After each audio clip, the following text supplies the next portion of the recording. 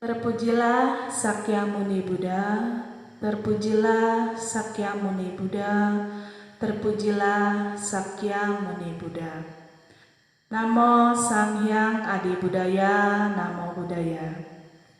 Berbahagia sekali pada sore hari ini kita bertemu kembali, berjumpa kembali di dalam kisah-kisah Dhammapada.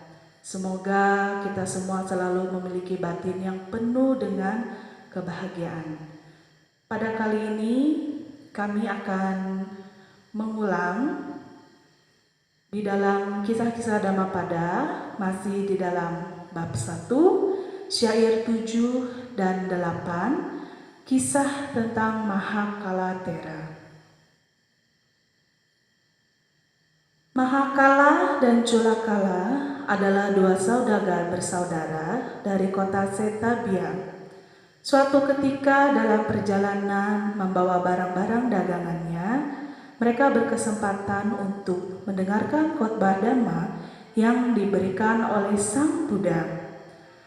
Setelah mendengarkan khotbah tersebut, Mahakala memohon kepada Sang Buddha untuk diterima sebagai salah satu anggota persamuan biku. Culakala juga ikut bergabung dalam anggota sangga, tetapi dengan tujuan berkenalan dengan para biku dan menjaga saudaranya.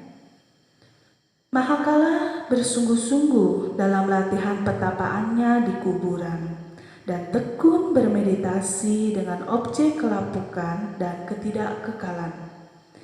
Akhirnya ia memperoleh pandangan terang dan mencapai tingkat kesucian arhat.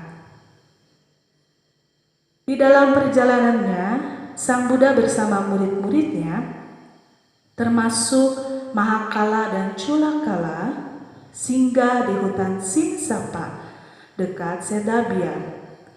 Ketika berdiam di sana, bekas istri-istri Culakala mengundang Sang Buddha beserta murid-murid beliau ke rumah mereka untuk menerima dana makanan.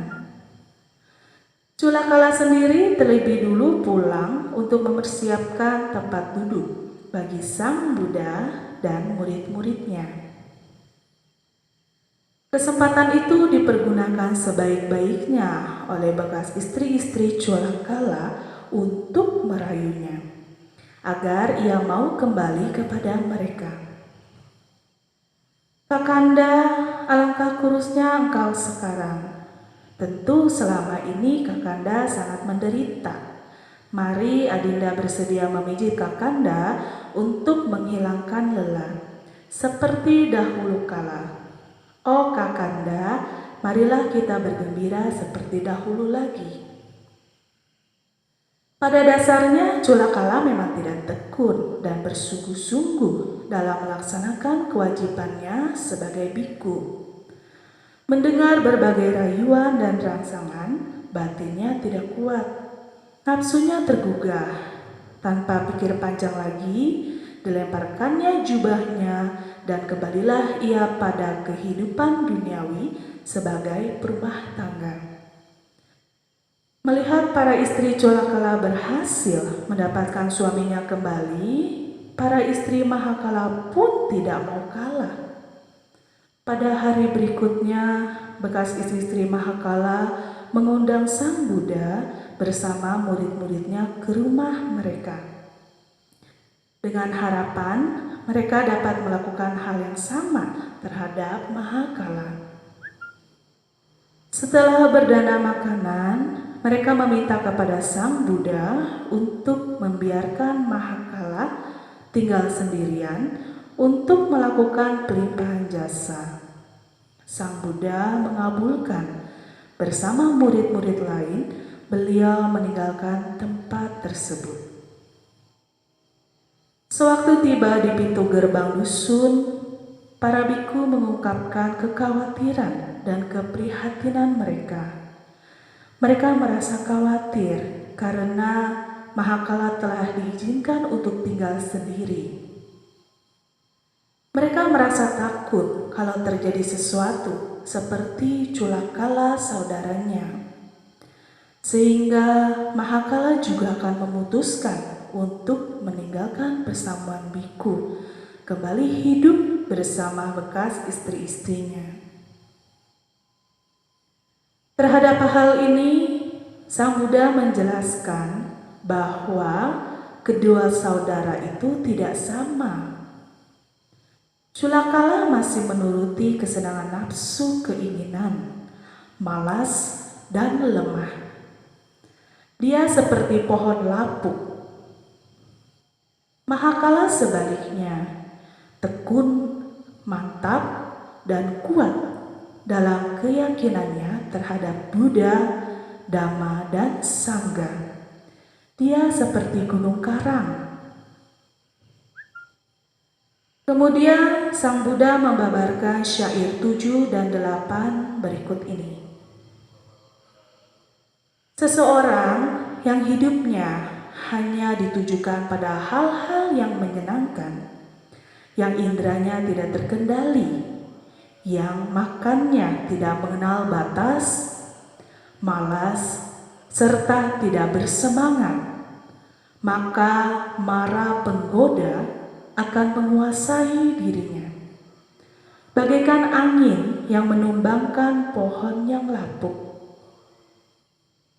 Seseorang yang hidupnya tidak ditujukan pada hal-hal yang menyenangkan, yang indranya terkendali, sederhana dalam makanan, penuh keyakinan, serta bersemangat, maka mara penggoda tidak dapat menguasai dirinya.